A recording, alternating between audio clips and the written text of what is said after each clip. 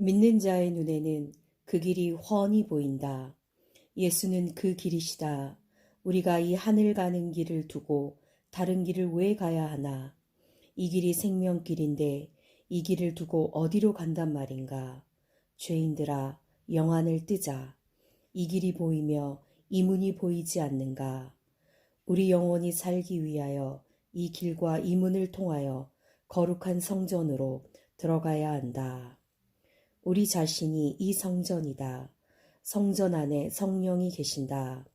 그러므로 육체로 눈을 돌리지 말고 자기 심령으로 눈을 돌려야 한다.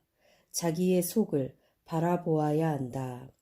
하나님의 성령이 계신 자기 영혼을 들여다보아야 한다.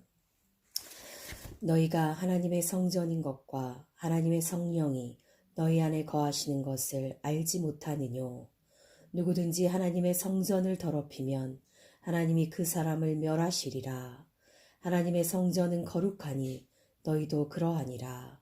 고린도전서 3장 16절에서 17절 말씀. 12장 영광이 있는 길. 영광은 하나님이시다. 우리는 그 하나님의 영광을 보고 있는가?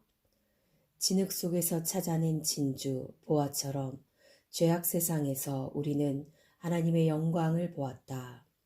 저주와 죽음과 절망이 가득한 악한 세상에서 마침내 보화를 발견하였다.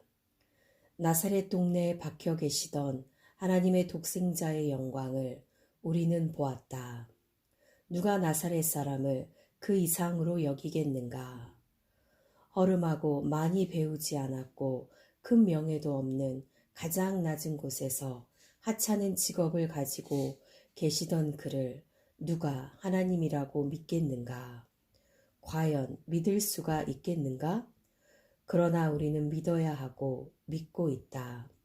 그분이 하나님의 독생자의 영광이시다. 내가 믿으면 하나님의 영광을 보리라 하지 아니하였느냐. 사람들은 보통 영광을 받았다 하면 세상 말로 출세를 했단 뜻으로 인식한다. 자기 몸과 자기 이름과 자기에게 이롭고 유익한 것을 얻는 것을 생각한다. 그러나 신령한 의미에서 이 말씀은 내가 하나님을 보리라 하는 말씀이다. 나라와 권세와 영광은 모두 하나님께 영원히 있사옵나이다. 라고 신앙 고백을 하고서도 또다시 이것을 자기 것이라고 주장하려 드는가? 모든 사람이 믿음이 없어 하나님을 뵙지 못한다. 그 영광을 보지 못하는 것이다. 우리는 날마다 그 영광을 보면서 나사렛 사람이셨던 그분이 그리스도이심을 믿고 의지한다. 그분만이 우리를 죄에서 구원하시고 또 그분만이 우리에게 영생을 주는 이시다. 그분에 의하여 우리는 거룩하여지고 그분에 의해서만 우리가 생명의 부활에 이르게 된다. 영광을 어찌 다 말할 수 있을까?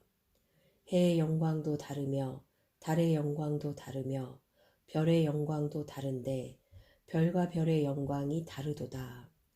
죽은 자의 부활도 이와 같으니 썩을 것으로 심고 썩지 아니할 것으로 다시 살며 욕된 것으로 심고 영광스러운 것으로 다시 살며 약한 것으로 심고 강한 것으로 다시 살며 육의 몸으로 심고 신령한 몸으로 다시 사나니 육의 몸이 있은즉 또 신령한 몸이 있느니라.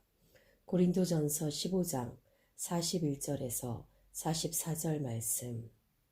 한 달란트 받은 자와 두 달란트를 받은 자와 5달란트를 받은 자가 각각 그 영광이 다르니 어떤 영광을 바라보는가?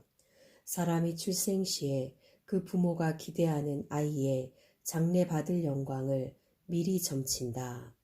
그래서 그 아이의 영광에 합당한 이름을 짓는다. 그러므로 세상 사람들의 이름이 각양각색이어서 그 수가 수만 가지가 된다. 성경에 나타난 사람들의 이름마다 그 영광이 달라서 자세히 연구해 보면 그 사람의 생애가 그 사람의 이름의 영광에 걸맞은 경우가 많다. 요한이라는 말에는 두 가지 뜻이 있다. 하나는 여호와는 극히 은혜로우시다이고 또 하나는 하나님이 사랑하시는 자란 뜻이다. 그러므로 침례 요한에게 천사가 준 이 이름은 후자가 더 맞는다고 볼 것이다.